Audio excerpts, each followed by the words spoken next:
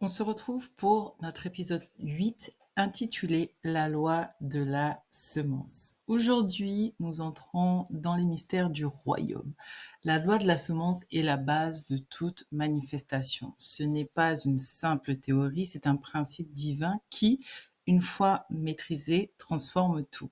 Et c'est le fondement, j'ai envie de dire, de ce programme de 31 jours pour semer ta destinée.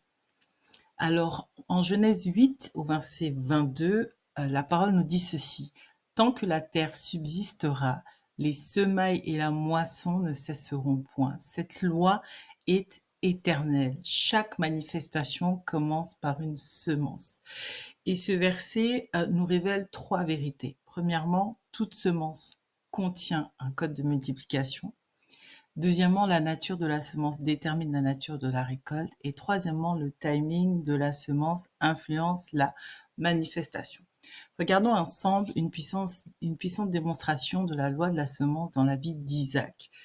Nous sommes en Genèse 26. C'est une histoire extraordinaire de multiplication divine. Alors Isaac se trouve dans une période de famine. Donc imagine que toi aussi tu peux être dans une période de manque, de famine, de disette, bref, quelque chose qui au final ressemble à la famine, une période de crise économique par exemple. Isaac fait quelque chose de remarquable. Alors que tout le monde fuit vers l'Égypte à la recherche de la nourriture, Isaac obéit à Dieu et reste dans le pays de Guérar. Au verset 12, Isaac sema dans ce pays et il recueillit cette année-là le centuple de ce qu'il avait semé. L'Éternel le bénit. Cette histoire nous révèle 4 clés extraordinaires. Premièrement, la semence contre-intuitive. En temps de famine, en général, tout le monde garde ses semences, mais Isaac choisit de semer quand d'autres accumulent. Il sème dans une terre qui, peut-être pour les uns, semble apparemment stérile. Ensuite, la clé de la multiplication surnaturelle. En effet, il ne récolte pas ni 30, ni 60, mais il récolte 100 fois plus. Ok? En pleine famine, il expérimente l'abondance. Sa récolte défie les circonstances naturelles. Ensuite, une clé que l'on voit aussi, c'est l'impact générationnel de cette semence-là. Les Philistins, d'ailleurs, deviennent jaloux de sa prospérité. Isaac ne devient pas seulement riche, mais il devient fort riche. Il rouvre les puits de son père Abraham, il creuse de nouveaux puits pour les générations futures. Ensuite, et ça c'est important, c'est de comprendre que l'héritage de cette semence est durable. En effet, ces semences transforment une terre de famine en terre d'abondance. Sa prospérité témoigne de la bénédiction de Dieu dans sa vie et surtout son exemple inspire la foi des générations suivantes. Cette histoire nous montre que la loi de la semence n'est pas limitée par les circonstances extérieures. Quand nous semons dans l'obéissance et dans la foi, Dieu peut manifester une récolte surnaturelle, même dans les situations que l'on qualifie des plus impossibles. Maintenant, passons au type de semences. Il existe 7 types de semences spirituelles. Alors, ça ne veut pas dire qu'il n'en existe pas d'autres, que ce sont les seuls, non, mais je te partage en tout cas celles que j'ai relevées. Premièrement, la semence financière. On connaît les dîmes, les offrandes, les dons sacrificiels. La semence du temps. On en a parlé déjà de la dîme du temps dans la prière, dans le service, dans l'adoration. La semence de la parole. Ce sont les déclarations, les enseignements, les témoignages, par exemple. La semence de l'amour. Quand tu fais des actions de bonté, de compassion, le pardon, tout ça, c'est semer l'amour. La semence de la foi, c'est notamment lorsque tu te mets au défi d'accomplir ce que tu n'aurais pas accompli, c'est des actions audacieuses, c'est marcher dans l'obéissance et dans la confiance slash lâcher prise. La semence de la sagesse, c'est notamment les conseils, les formations, le mentorat, ok?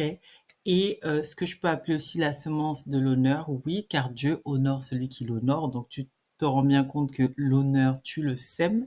C'est le respect, notamment la reconnaissance des grâces, des dons, des manteaux des manteaux des personnes que Dieu met à tes côtés, par exemple. Et c'est aussi la soumission. Une fois que tu comprends ça, tu dois aussi savoir qu'il y a 4 lois qui gouvernent toutes les semences. Ok? Premièrement, la loi de la correspondance, qui dit que tu récoltes ce que tu sèmes et que la qualité de ce que tu sèmes, du coup, détermine la récolte. On l'a vu tout à l'heure. Et il y a aussi un corollaire à ceci, c'est que l'intention avec laquelle tu sèmes influence le fruit. Et ça, c'est quelque chose souvent qu'on oublie. L'intention avec laquelle tu sèmes influence le fruit. Ensuite, la loi de la multiplication, on l'a vu, une semence une semence produit un multiple. C'est pas une addition, c'est pas une soustraction, c'est pas ça. C'est un produit multiple de 30, 60 ou 100 par exemple. Mais ce qui est sûr, c'est qu'une semence porte en elle l'accélération divine dont tu as besoin pour manifester anyway ce que tu veux. Ensuite, la loi du timing. Les saisons. La parole nous parle des saisons de semailles. Donc, ça veut dire que les semailles doivent être plantées, ensemencées dans la saison. La saison, ça peut être le moment prophétique, le moment où tu es aligné, ou même quand tu veux t'aligner avec le plan de Dieu. La semence est une bonne façon de faire en sorte que Dieu bref, que ce que tu veux manifester, je vais dire ça comme ça, que ce que tu veux manifester s'aligne avec le plan divin. Ensuite, et ça c'est important, c'est que toute semence doit être protégée. Ok, la semence doit être gardée. Par quoi, tu me diras? Par la patience nécessaire et par la foi qui maintient la vision. Très important. Maintenant, prends ton journal, tu peux le télécharger. Je vais te proposer un petit exercice d'activation qui va constituer notamment à faire un audit de tes semences. Alors, premièrement, on va faire un inventaire de tes semences, liste tes semences actuelles, évalue leur qualité et identifie les manques. Ensuite, planifie tes semences, définis tes objectifs, fixe-toi un plan, ok, et établis ton calendrier. Troisièmement, et ça c'est important, à ce que tu fais, toujours associe la parole. Donc, il faut que tu aies des déclarations, ce que j'appelle des déclarations de semences, qui sont des déclarations d'intention. Formule tes attentes et déclare aussi la multiplication. Une fois que tu as fait tout ça, prends le temps de prier. Et aujourd'hui, nous disons ensemble, Père, en ce jour, nous activons aujourd'hui la loi de la semence dans nos vies. Que chaque semence plantée porte du fruit au centuple. Nous déclarons une saison de multiplication extraordinaire, de moisson extraordinaire. Seigneur, accorde-nous la grâce de recevoir la sagesse pour semer stratégiquement et la patience ainsi que la foi pour attendre la manifestation dans le nom puissant de Jésus. Amen. Yeah. Aujourd'hui, donc, tu as reçu les fondements de la loi de la semence. Demain, dans l'épisode 9, nous verrons les sols prophétiques. Forcément, tu sèmes dans un sol, ok? Nous allons découvrir comment identifier et préparer le sol parfait pour chaque type de semence. D'ici là, n'oublie pas de remplir ton audit, de faire ton audit et on se retrouve demain à midi.